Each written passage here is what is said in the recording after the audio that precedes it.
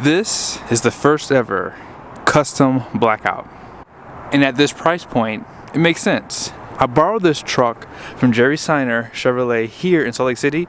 It is available for sale. Let's go ahead and check out the window stickers so you guys can see options and features, and then I'm going to show you guys around this build. At the very top is the description with the colors. And then here's a short listing of the standard equipment. Be sure to pause it. Base price comes in at $53,100, and then here are all the options. You have the diesel, custom value package for $2,360, which is a must-have on this truck. Fifth wheel prep package, spray and bed liner comes a part of that, and then there it is, custom blackout package for $500. So they give you the 20-inch wheels blacked out. Z71 off-road package is right there.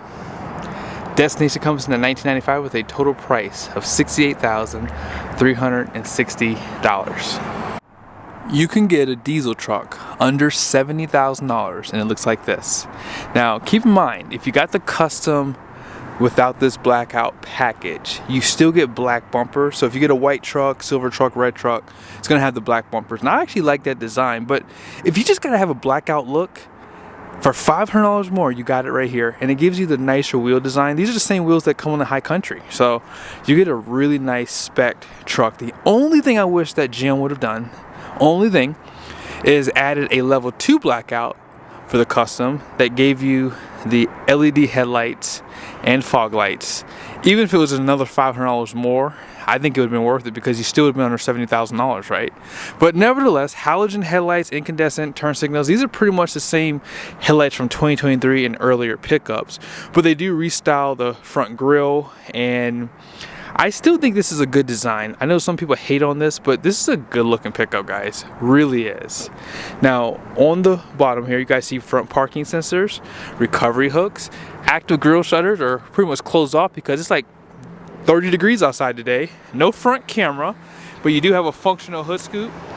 And this is all blacked out. It's all plastic, so it's not like a high gloss. And then let's take a quick peek at the suspension. So with that Z71 package, you got the Rancho shocks. You have the independent up and lower control arms are finished in steel. And so on the front, they do give you a liner finished in that fabric material, and then here are your torsion bars for that suspension. And then these are the Goodyear Wrangler tires, which are the Trail Runner ATs, 275, 65, 20, 34.1 inches tall, basically 3,750 pounds of capacity at 80 psi. And here's some of your badging for 2024. These badges were just chrome, so they did update that for 2025. You have that blackout for the 2500 HD badge. And because it's blacked out, you can't even tell that the mirror caps are just all finished in plastic, because this is basically a base model truck in the grand scheme of things. No running boards, and I actually like the way it looks without them. It just makes the truck look taller. I didn't point out earlier, but you do have an engine block plug-in right there. And then here's a better look at those mirrors. As I said, no painted trim right there. You still have the forward lights. These are mainly operated for tow mode, so you have to pull them out like this on both sides. There is a light for backing up, blind spot monitoring. No smart key system. You still have push button start though, which is nice. Plastic trimming on the door handles. You don't even notice it because the truck's black. There's the side steps on that bed. 36-gallon fuel tank, 7-gallon DEF. Then here's that rear suspension too. Because it's a 2500, you just have the 5 leaves. That bottom one's gonna be a helper spring. No liner out back, as you guys saw you had on the front, but not on the rear. Wax coating on that frame. More Rancho shocks there. And here's that decal too. It's all blacked out. It actually looks good on this pickup. Normally I'd take those off. I probably would keep that on there. Incandescent taillights. They did add the multi-flex tailgate, however. There's a backup camera and the light right there. Blackout on that bow tie, and then you have your Silverado and custom badge blacked out too. Class 5 hitch, rear parking sensors. This is going to help you to lower that spare tire. You have your 4 and 7 pin right there. Let's go ahead and drop this down. It pretty much transforms into a step, or you can keep it like this. That way, if you need to grab something out, it's a little bit easier to do so. If you push that button, and you have this handle here, and then you have that 4 and 7 pin with bed lights for your fifth wheel prep package. No sliding rear glass, but you have the defrost, I can tell from the outside here. No cameras up there. And then here's the roof. It is missing some clearance lights. I like to see clearance lights, and they're really cheap on GM pickup trucks. So yeah, tie downs, you have 3 on each corner. They still provide that 400 watts of power in the bed, 120 volt. Just below, here's your spare tire, Michelin with an 18-inch Steely, 342 rear with an automatic locker, aka the G80. And then here's a side view of this. When it comes down to the powertrains, you do have 3. And the first one being obviously the L8T gas engine. It's a 6.6 liter displacement. You also have this Duramax here, 6.6 liter. It's going to have 470 horsepower and 975 pound-feet of torque. Has a Denso fuel pump and injectors, 10-speed stamp approved Allison behind it. They did do some updates back in 2024, new turbocharger. They changed up the combustion as well. But the other powertrain option is this engine with the Allison transmission with the PTO system on it. So that way, if you have a machine you need to run, you can do that with this custom trim level. Most people know by now you cannot get the custom in a 1-ton, and at one point there was a time when you couldn't even get the diesel with this truck. So yes, this is a good option out there. Let's go ahead and check out the interior. Most people know that the Ford Super Duty STX package is a direct competitor with the Silverado Custom HD. If I had to choose between this and a Ford, I like the Chevy interior better, and here's why.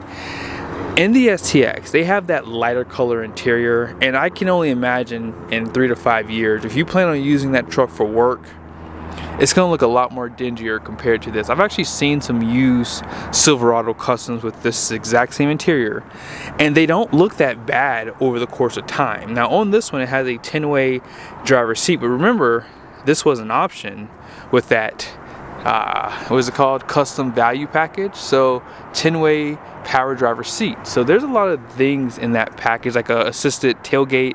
There's a lot of things. If you go back and go through there's just a lot of nice features you get. But you have your full drive system, you have tow haul mode, lighting right there, electronic parking brake. And on the door, you have auto up and down for the driver, but auto down for everything else. Power folding outside mirror still. So yes, this is a really nice truck. Now as you step in, push button starts right here. So you don't have to insert a key. And I believe on the STX, I can't believe I don't remember now off the top of my head. I just drove one. I want to say that they do still use a key for that truck, which is crazy. Now this is a little bit more basic. Ford does give you a screen here, which is a nice addition. And they give you some decent information inside of here too. So if you go down, you have your fuel range, a timer, tire pressure, your maintenance items here, brake pad life included, following distance. So this does have an alert. You can see it right up there. So like if you get too close to someone, it'll alert you to slow down. Fuel filter life's right there. DEF, transmission fluid, trailer brake controller, engine hours, and then you can change the metrics to US or is it Canadian? Or yeah, metric or US, excuse me. That's what I meant to say. And you can do a clean screen like that, and it goes back up to the top to speed. 7-inch screen here with backup, as you saw. You can turn off the backup lines. You can do your tow line if you need. And back over here, if you hit home, this does have Apple CarPlay, Android Auto. You can move things around on the screen here if you like.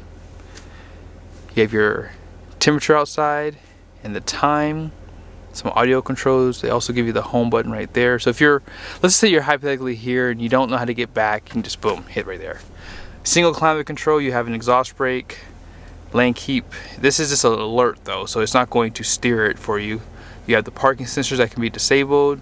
You can drop the tailgate from inside. You cannot lift it back up, however. Caution lights, traction control, downhill assist, trailer brake, 2 USBs, 12 volt, 120 volt. That's the only one inside the interior, by the way, too. And for this, if you need that extra person, you have that option with that storage there. And more storage there. Let's go ahead and check out this side. The doors are all finished in hard plastic. Now this is like a hard vinyl right here though, so it should be a little bit more comfortable for your arm. Manual seat, no lumbar support on this side. A little bit of storage. And of course, I'm sure some of you guys like to see this sticker here. So 2,316 pounds of capacity for a bed camper, okay? That's just for a bed camper. I'll show you the payload here in a second. And then out back, a little bit of storage there. They do take away your storage below, but you can always add that. 60/40 bench here. These do drop down for better visibility. And as you see there, defrost. Big cab. Seat back pockets on both sides with the seats. Air vents, USBs down below. Let's go ahead and check out the numbers on the door. Gross axle weight rating out front is going to be 5,600 pounds. The rear is 6,600 pounds. Gross vehicle weight rating is going to be 11.3, which is lower than last year. Don't know why. 20 by 8.5 wide wheels. All in payload. 3,215 pounds. Curb weight is 8,000 and what was that, 85 pounds? Conventional trailer towing is 18.5. Gooseneck fifth wheel is 19.1. Gross combined weight rating is going to be 27.5. So yes, this truck still tows a good bit, has really good payload. Over 3,000 pounds is really good for our 3/4 ton pickup. And that's why I think GM is just killing it right now. But let me know your guys' thoughts. I mean, I know that the interior is not the greatest, but it's not that bad. Like every time I get inside one of these trucks, I think a lot of times you complain about the smallest things, but if you were buying this pickup and it was in your price point, I think that you would probably forget about the interior design personally, because you still have a lot of nice comfort features. As you saw, you have the power seat on the driver's side, you have that 7-inch with the Apple CarPlay, and you still have a lot of nice detail that you can add. And you know, hey, I get a discount with Banks Power, so if you want to add additional gauges to this truck, hey, check the description down below. See you guys soon.